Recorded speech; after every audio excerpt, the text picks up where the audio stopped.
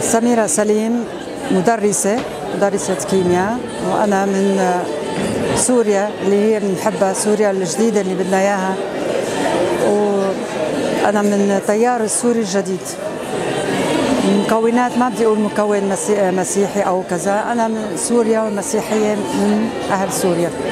بتمنى أنه سوريا الجديدة تكون سوريا المواطنة، سوريا المواطنة للجميع، سوريا لكل السوريين بكل أطيافها ومكوناتها والفسيفساء اللي فيها، أشكالها الحلوة. يعني نحن هيك بنحب سوريا، هيك بأشكالها المتنوعة، مثقفين، فيها نخب، فيها كل الخير، وهذا الخير بنتمنى أنه يكون للجميع، ما تكون حدا وحده. يعني قد ما أحكي عن سوريا ما بنقدر نعبر عنها. بنتمنى أنه تكون سوريا للكل، رجال ونساء ويعني شباب. أهم شيء هلأ دور الشباب كثير مهم بهاي الفترة، إنه هو يطلع صوته. ما بهمنا بس إنه نحكي، نحن نلتقى ونتشاور، بدنا صوتنا يوصل. يعني بدنا نحن نحاول يوصل ونكون فاعلين، المرأة والشباب وكل المكونات، كل أبناء الحياة. نحن سوريا الحياة، سوريا النهضة. بدنا ينهض هذا الشعب ويطلع صوته للعالم، يوصل. أهم شيء دور المرأة، لأنه المرأة هي أم المجتمع، مو نص المجتمع، أم المجتمع. يعني هي اللي عم بتربي الرجال.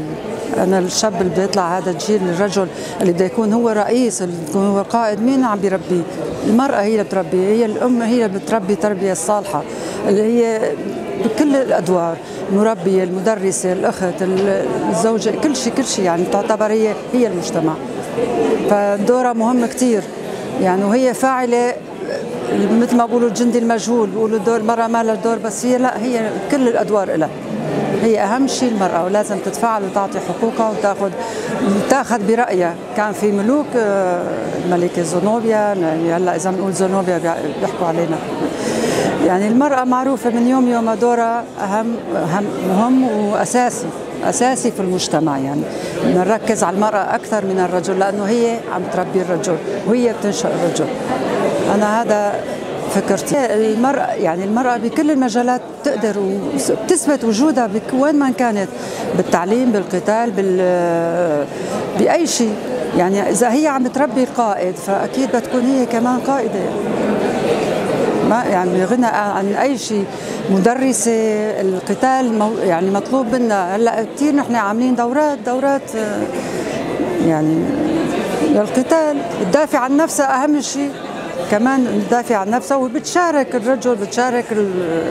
الرجل بكل شيء من ايام زمان معروفه. طبعا هدول اهم شيء، هدول ما لازم. يعني هذا نتمنى انه ما بقى يكون في هيك شيء.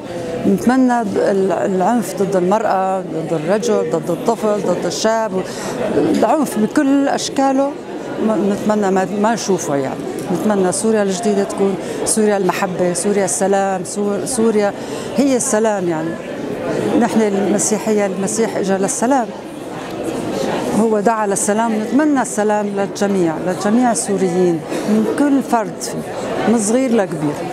هاي سوريا المحبة، سوريا الكرامة، سوريا المجد، سوريا النهضة، سوريا الحياة. فينا نقول انه هي سوريا الحياة.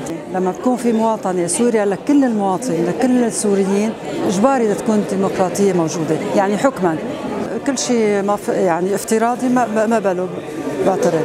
ما لازم تفرضي على كل واحد. نحن شلون بنقول انه لازم نتقبل الاخر ونحترم الاخر، نحترم كل طقوسه، كل دياناته، كل اي شيء. كل واحد له راي، وانا بدي احترم رايك مثل ما انت لازم تحترمي رايي. يعني كيف بدنا نمشي سوا اذا ما انا بحبك وتحبيني وتحترميني؟ انا كيف ما كنت ما بدي افرض عليكي لازم تكوني هيك. ما لازم انت، انا لازم انت لا، ليش انت تقولي ليش انت مانك هيك؟ لازم كلياتنا نكون مثل بعض ونحب بعضنا ونتفهم بعض، لانه ضروري الاختلاف موجود، حكما موجود، لانه مو معقول الكل مثل بعض، ما في شيء مثل بعض. هو الاختلاف الجميل. هاي اللوحه الفسيفسائيه هي جمالها بانه مختلفه، ملونه من كل الاشكال، وهذا المفروض. يعني وانا بالنسبه للديانات، يعني اذا بدك تجي لرايي مثلا، بتمنى الديانه كلها مثلا بالمدارس ما تدرس التربيه، الاخلاق، العلم. نحن لازم العلم اهم شيء. هلا مشان نقضي على الجهل، لانه الجهل بيولد هالشغلات اللي عم تحكي عنها. يعني العلم بيقضي على الجهل وبيقضي على التخلف وبيقضي على العنف، بيقضي على كل شيء. هذا اهم شيء، لذلك نحن هيك بنتمنى تكون سوريا النهضه، سوريا الحياه. اسمي سمر العلي، وتحت عنوان سوريا إلى أين؟ المكون العربي. إذا بدنا نحكي على مستقبل سوريا، وعندما نريد أن سوريا نعرف لازم سوريا تكون إلى تعددية لا مركزية. نحن يعني خضنا كثير علينا أن لا ننسى تحديات، تعذبنا كثير، فهذا الشيء نحن بنأمل بالمستقبل انه أمامنا تحديات داخلية، ما بنقبل بالعنصرية، ما بنقبل بالطائفية. نحن كلياتنا أولاد سوريا، كلياتنا إيد وحدة. هل نحن إذا ما كنا إيد وحدة ما بنقدر نعمر على مواجهة هذه التحديات؟ حتى النظام الجديد بدنا يكون يعني وهل رئيس المرحلة إدارة مشتركة يكون فيه دور المرأة، تكون المرأة قدرت تثبت وجودها. في عنا كثير نساء مثقفات، نساء عالمات. التحديات الثلاثة بتذكر الشهيدة كمان هافرين خلف، شفنا هي ايش قد ضحت، ايش قد عملت يعني كرمال الشعب السوري، كرمال وحدة الأراضي السورية.